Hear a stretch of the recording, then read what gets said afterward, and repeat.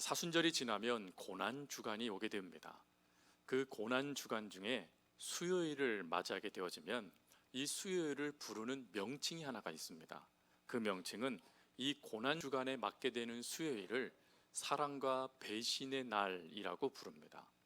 이 사랑과 배신의 날, 이것이 바로 지난주에 살펴봤던 사랑의 모습인 향유 옥합을 드렸던 모습이고, 배신의 날은 같은 날 가룟 유다가 예수님을 팔기 위해서 대제사장을 만나는 배신의 모습이 나타나는 말씀이 바로 그 수요일 날 동일하게 나타난 말씀이고 또 사건입니다.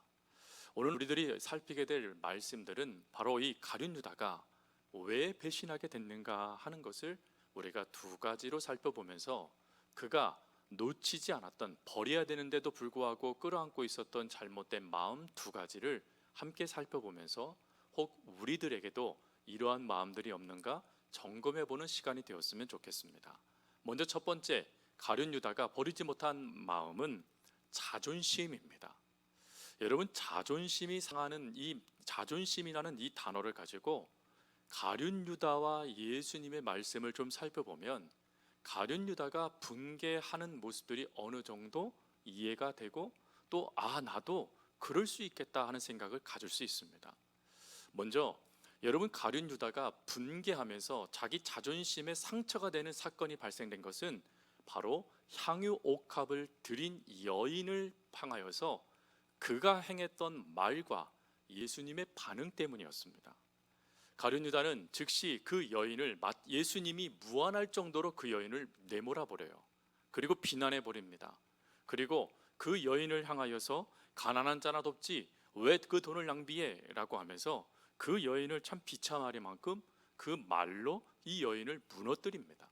근데 그런 말을 할 때 예수님이 가룟 유다에게 뭐라고 말씀하셨냐면, 요한복음 말씀에 가보면 그 말씀은 가룟 유다를 향하여 하시는 말씀으로 기록되었는데 이렇게 기록이 됩니다. 가만두어라. 왜 저를 괴롭게 하느냐? 저가 내게 좋은 일을 했다. 앞으로 복음이 전파되는 곳에 이 여인의 행위도 전파될 것이다.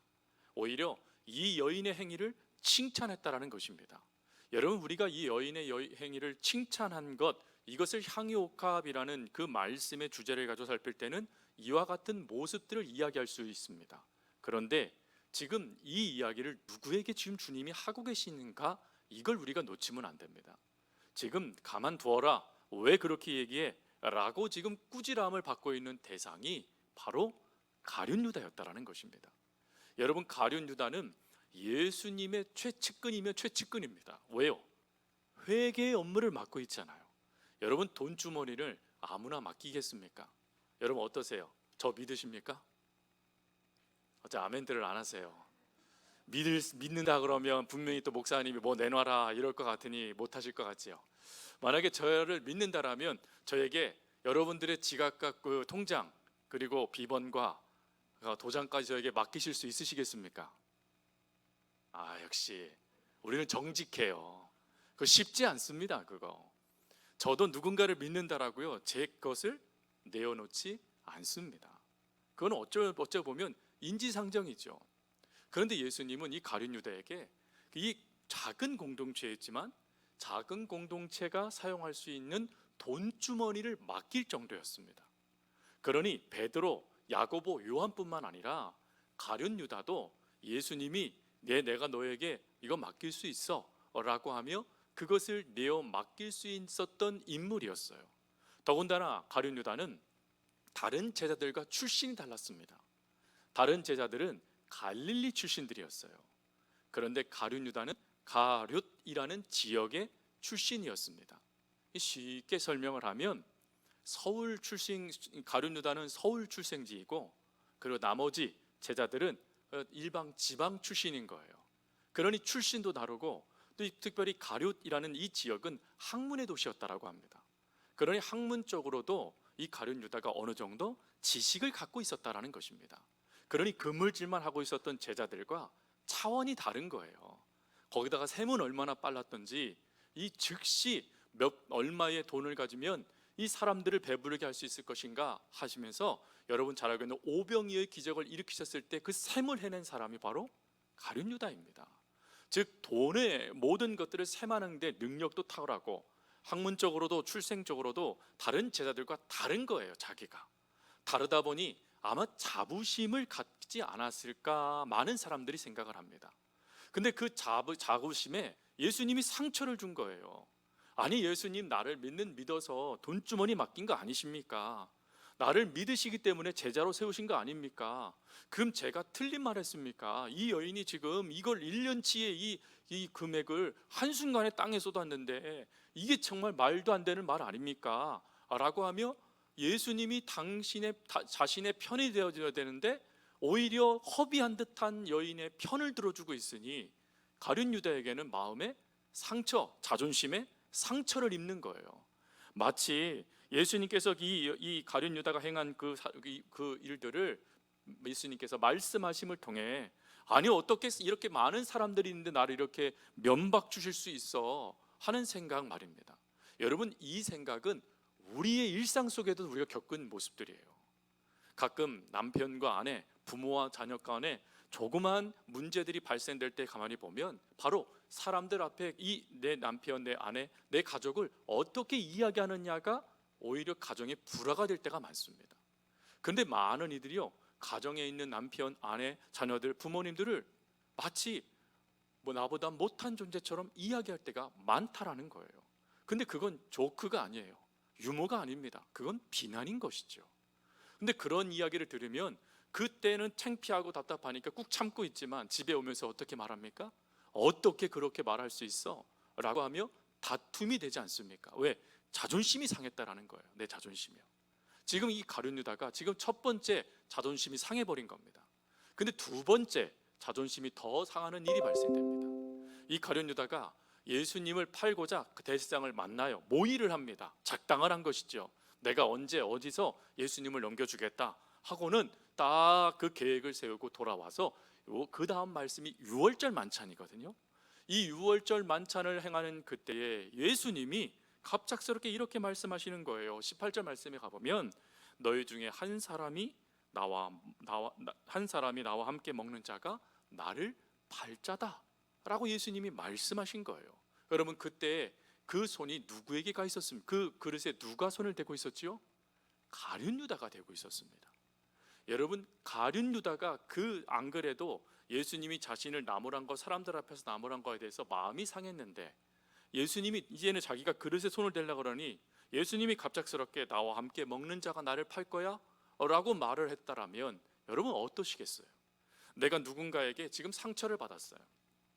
그 상처를 받아서 그래도 내면 털어야지 하고 있는데 뭘 먹으려고 그러는데 갑작스레 거기에 여기 있는 사람 중에 나랑 같이 이 숟가락으로 밥그릇 대는 사람 있잖아. 그 사람은 사기꾼이야. 만약 이렇게 얘기한다면 그게 나라면 여러분 어떠시겠습니까? 보통 우리가 이러한 것들을 겪게 되어지면 이렇게 하지 않겠습니까? 우리는 그리스도인이니까 아이고야 내가 또 주님 놓쳤나 보다. 이런 것이 아마 정상적인 모습일 거예요. 하나님이 나 같은 것이 뭐라고 또 회개할 수 있는 기회를 주시네. 보통은 이렇게 우리가 반응할 수 있겠지만 지금 그 자존심을 버리지 않는 그것에 자신의 자존심이 상처를 받는 일들이 발생되니까 이렇게 얘기하는 거예요. 이거 나들으라고 하는 소리네 하고 말입니다. 여러분, 지금 가룟 유다는 끊임없이 그 속에 그가 갖고 있는 자존심이 지금 끊임없이 무너지고 있는 거예요. 그 무너짐에 그는 즉시 움직여 버립니다. 여러분, 우리들이 다른 것은 참 쉽게 넘길 수 있어요. 그러나 우리의 자존심, 우리의 그 자존감을 우리가 무너뜨리는 누군가가 나타나면 우리는 불같이 화를 내지 않습니까? 근데 지금 가룟 유다가 그 마음을 방치해 버렸다라는 거예요. 주님은 두 번이나 가룟 유다에게 회개할 기회를 주셨어요. 두 번이나 가룟 유다에게 무엇이 중요한지에 대한 가치를 우선순위 해주는 그 기준을 말씀해 주셨어요. 예수님이 곧 죽으신다라는 이걸 통해서 다른 것에 마음 두지 말고 예수님의 귀한 그 사역에 너의 모든 관심을 집중해라 말씀해 주셨고, 또 그 기회에 팔자다라고 말씀하셨지만 그것을 만약에 가룟 유다가 깨닫고 자신의 감정이 아니라 주님의 말씀에 반응을 했다라면 그는 즉시 눈물을 흘렸을 거예요. 예수님 맞습니다. 제가 그렇게 하려고 했습니다. 그런데 자신의 자존심을 방치해 버리니까 예수님을 파는데 속히 그가 움직였다라고 성경은 기록하고 있다라는 것입니다. 여러분, 우리의 자존심 물론 상할 수 있어요. 그러나 자존심 상하는 거 조금만 참으면 어느 순간 그것이 또 내려놔질 수 있어요. 그때 즉시 반응하지 마시고, 즉시 반응하고자 한다면 즉시 하나님께는 반응하세요. 하나님, 제가 제 마음이 조금 상처를 받았어요. 저 사람이 저를 어떻게 알고 이런 말을 했을까요? 그런데 하나님, 그 마음 때문에 제 마음이 요동을 쳐요. 근데 이 마음 때문에 제가 범죄하지 않길 원해요. 그러니 하나님, 저를 도와주세요 하고 여러분 기도한다라면 하나님이 그 마음 만져주시지 않으시겠습니까? 그런데 그것을 놓쳐버리니까 자신의 자존심 상한 그 감정대로 움직여버리더란 거예요. 또 두 번째, 이 가룟 유다가 놓친 게 뭡니까? 가룟 유다가 그 마음속에 있는 욕심을 버리지 못했다라는 거예요. 그가 갖고 있는 욕심은 크게 두 가지입니다. 첫 번째로는 자리욕이에요. 자리. 내가 어떤 자리를 차지할 것인가 하는 그 명예와 지위의 자리, 그 욕에 이 가룟 유다도 다른 제자와 별반 다르지 않았다라는 것입니다. 또 자리에 대한 욕심만 있었나요? 아니죠. 물질에 대한 욕심이 있었잖아요. 여러분, 가룟 유다가 아이고 아까워라, 그거 가난한 사람들이 나누어주면 얼마나 좋았을까라는 그 말은 진짜로 가난한 자들을 구제하기 위함이 아니었습니다. 왜 그렇지요? 성경은 가룟 유다를 이렇게 평가하네요. 저는 도둑이다. 하나님의 것, 그 공동체에 필요한 것을 자신의 사료 사욕을 위해서 얼마든지 꿀꺽해버리는 도둑. 그리고 예수님조차도 쉽게 팔아버리고 예수님조차도 쉽게 배신해버리면서 자신이 무엇인가를 얻을 수 있다라면 그것으로 만족했던 인물이 바로 가룟 유다였다라는 것입니다. 근데 여러분, 이러한 모습이 우리들 가운데도 나타날 수 있다는 걸 아셔야 돼요. 여러분, 우리들도 모르는 사이에 명예욕과 지위, 자리에 대한 욕심들이 우리에게 들어올 수 있어요. 야, 내가 저거 하면 내가 잘할 것 같은데, 이런 생각 말입니다. 또 물질은 어떻습니까? 물질은 끊임없이 우리들 속에요, 마치 밑빠진 독과 같은 역사를 우리에게 이끌어버려요. 끊임없는 갈증을 일으키고요, 끊임없는 허기 가운데 빠지는 배고픔을 일으켜버리는 게 바로 이 물질의 모습이에요. 그래서 이런 물질 욕심에 빠지지 않기 위해서 야고보 사도가 뭐라고 얘기했습니까? 야고보 사도는 야고보서 1장 15절에 그런 말을 했지 않습니까?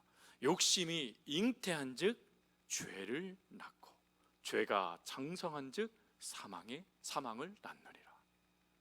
욕심은 욕심으로 끝나지 않고 이 욕심은 반드시 죄라는 것과 연결되어진다는 거예요. 그리고 이 죄라는 것은 끊임없이 우리를 더 많은 욕심을 갖도록 만들어 버려서 하나님이 아닌 그것의 마음을 빼앗겨 하나님과 완전히 분리시켜 버리는 것이 바로 이 죄의 무서움이라는 것입니다. 그래서 이러한 것들이 가룟 유다에게도 나타났다면 오늘 우리들에게도 얼마든지 나타날 수 있다는 것입니다. 그런 말씀을 정리하면서 여러분, 우리들에게도 이러한 자존심, 그리고 이 욕심, 물질욕이든 명예욕이든 이런 욕심들이 우리들 가운데 있다라면 어찌하면 이런 것들을 털어내버리고 버려버리고 그리고 하나님이 기뻐하시는 마음을 품으면서 믿음으로 그 걸음을 걸어갈 수 있을까? 그것이 우리에게 중요한 것 아니겠습니까? 또 다른 가룟 유다가 되는 게 아니라 끊임없이 하나님의 말씀을 따라 살아가는, 톡 실패하더라도 그 걸음을 걸어갈 수 있는 베드로는 우리가 되어야 되지 않겠습니까? 그러하기 위해서 여러분, 한 가지만 기억하시면 돼요. 그게 뭐냐면, 여러분, 조금 전에 욕심에 사로잡히면 우리는 어떠한 존재라고 말씀을 드렸냐면 밑빠진 독이라고 말씀을 드렸어요. 여러분, 밑빠진 독에 물을 채울 수 있습니까? 없습니까? 없지요. 아무리 노력을 해도요, 그 밑빠진 독의 그 구멍난 그곳으로 물은 콸콸콸 흘러버립니다. 그런데 채워질 때가 있어요. 언제입니까? 제가 예전에 재밌게 본 영화 중에 스님 나오는 영화인데, 그걸 재밌게 보면 안 되는데 조폭 나오고 했던 영화였는데요, 달마야 놀자인가 그 영화가 있었습니다. 거기에 제가 아직도 기억나는 게 뭐였냐면, 그때 한 노승이 그 조폭에게 이 독에다가 물을 채워라, 그 시간을 정해준 거예요. 근데 시간을 정해주고 물을 채우라 그러는데 채울 수가 없는 거예요. 그러다가 얼마의 시간을 남겨두고 드디어 깨달아요. 그리고는 그 독을 어디다가 던지냐면 연못에다 던집니다. 연못에다 던졌더니 그 독에요, 물이 가득 차 있는 거예요. 저는 그 말씀을 준비하다가 딱 그 영화의 장면이 말씀을 준비하다가 딱 떠오르더라고요. 성도 여러분, 우리가 욕심과 자존심 그리고 수많은 잘못된 감정들로 인하여서요, 우리의 믿음이 마치 밑 빠진 독처럼 뻥 뚫릴 수 있다라는 거예요.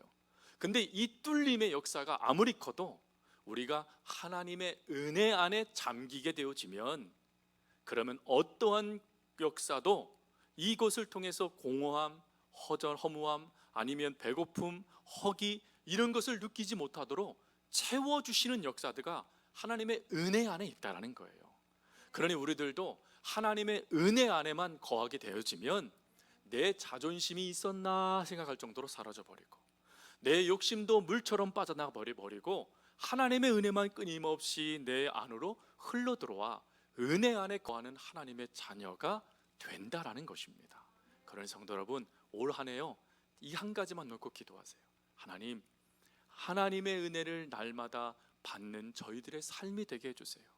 하루하루 하나님이 부어주시는 그 은혜가 폭포수처럼 아니면 연못처럼 샘물처럼 제 안에 가득 채워져서 그 은혜 안에서 다른 것들은 흘려보내고 주의 은혜만 받으면서 그 걸음을 걸어갈 수 있는 저희가 되게 해주세요 라고 기도하고 그 은혜 가운데 살아갈 수 있는 우리 성도님들 될 수 있기를 간절히 주님의 이름으로 부탁드립니다.